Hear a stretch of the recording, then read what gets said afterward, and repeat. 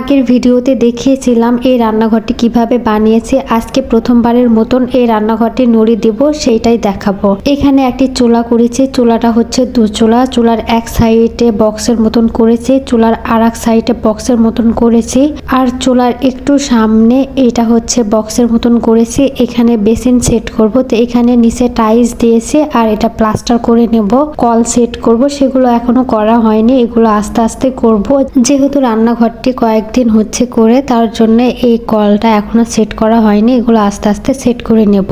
তারপরে এই রান্নাঘরের যে কর্নারটা আছে এখানে একটি তক্তা করেছি, তক্তাতে 4টা থাক করেছি। চুলার পিছনের দিকে একটি জানালা করেছি, সেই জানালাতে কোনো পাল্লা দিইনি, খালি শিক দিয়ে রেখেছি।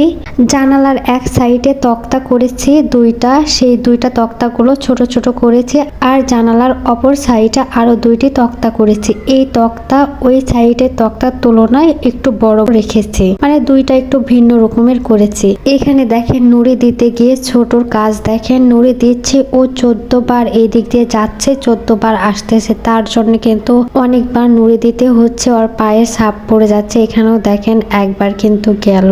এইভাবে অত্যাচার করতেই আছে ও সারাক্ষণ। তো যাই হোক, ওর অত্যাচার চলতেই থাকবে। এখানে চুলার বিষয়ে যা যা বলতেছিলাম সেটা আবার বলি। চুলার একদম সোজা বরাবর পিছনের দিকে এখানেও তক্তার মতন করা আছে, আবার চুলার শেষের দিকে শেষের যে কর্নার আছে সেখানেও একটা তক্তার মতন করা আছে। মানে এখানে বিভিন্ন তক্তার মতন কেন করা আছে, এগুলো হচ্ছে মাটি দিয়ে আমি পাঁচিলটা উঠাইনি, এটা হচ্ছে ফ্রিজ টিভির কার্টুনের মধ্যে যে সব থাকে সেগুলো দিয়ে এই পাঁচিলটা আমি দিয়েছি, মানে বারটা উঠিয়েছি, তারপরে মাটি দিয়ে আমি প্রলেপ দিয়েছি। আর কিছু কিছু জায়গাতেও ফাঁকা ছিল, সেগুলো মাটি দিয়ে পূরণ করে দিয়েছে। আর এগুলো জায়গাতে পূরণ করে নিয়ে মানে এখানে হাঁড়ি পাতিল রাখা যাবে, ছোট ছোট জিনিসগুলো রাখা যাবে, তার জন্য এখানে তক্তা আকারে রেখে দিয়েছি।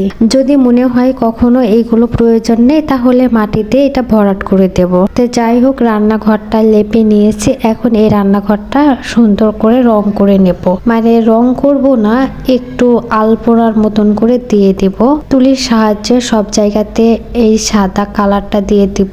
এখানে কালার কিন্তু ফেব্রিকের ব্যবহার করেছে, যেগুলো কালার কাপড়ে দেয় সেগুলো কালার আমার কাছে ছিল, তাই এটা চুলাতে দিয়েছি, ভালো লাগবে তার জন্য। তো এখানে অন্যান্য কালার আর কিছু দিইনি, শুধু সাদা কালারের থিমে রেখেছি সবগুলো।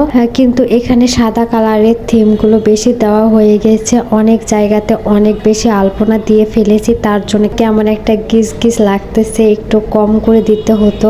বুঝতে পারিনি, এটা কয়েকদিন রাখবো, তারপরে যদি ভালো না লাগে তাহলে এর উপরে আবার নুড়ি দিয়ে লেপ দিলে সবগুলো উঠে যাবে, তারপরে আবার অন্য ডিজাইন করব। তো দিয়েই তো ফেলেছি, কি আর করা। তারপর জানালাতেও ডিজাইন করে নিলাম, জানালাতে ফুল দিয়ে দিলাম, এখানে বড় দেখে একটা ফুল দিয়ে দিলাম উপরে। তো এখানে চুলাতেও ভালোভাবে ফুল করে নিচ্ছিলাম, একটু ডিজাইন করে নিচ্ছিলাম, এখানে 3টার মতন ফুল দিলাম। তারপরে চুলার ঝিকে একটু ডিজাইন করে নিলাম সাদা কালার দিয়ে। তারপর বেসিনের কাছেও কালার দিয়ে একটু ড্যাব ড্যাব করে দিয়ে দিলাম। যে মানে এটা যখন হয়ে যায় এর ফাইনাল লুকটা আমার কাছে খুব একটা বেশি ভালো লাগতেছিল না, খালি মনে হচ্ছে এই কাজগুলো বেশি বেশি দিয়ে ফেলেছি। এই হচ্ছে ফাইনাল লুক। আপনাদের কাছে কেমন লেগেছে জানাবেন। দেখা হবে পরের ভিডিওতে। টাটা।